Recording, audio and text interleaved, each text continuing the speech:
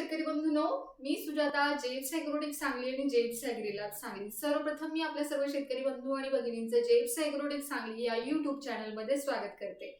आपले बरेचसे शेतकरी बांधव आहेत, हे ऊस उत्पादक आहेत आणि हे ऊसाची उत्पादन घेण्याच्या दृष्टिकोनातून ते वेगवेगळ्या पद्धतीने ऊसाची लागवड करत असतात आणि ही ऊसाची लागवड 3 पद्धतीने केली जाते. सगळ्यात पहिली पद्धत म्हणजे एक डोळा पद्धत.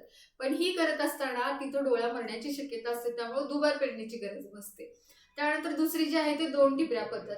ही पद्धत अतिशय फायदेशीर आहे आणि या पद्धतीमध्ये फक्त लागवडीमधील अंतर 6 ते 8 इंचाचं असणं खूप गरजेचं आहे. तिसरी जी पद्धत आहे ती डायरेक्ट नर्सरीमधून रोपं आणून रोपांची लागवड करणं. याच्यामध्ये ती रोपं 25 ते 30 दिवसाची आहेत का, तसेच त्यांना 3 ते 4 पानं आलेली आहेत का, हे आपल्याला तिथं तपासणं खूप गरजेचं आहे. ते बघणं खूप गरजेचं आहे.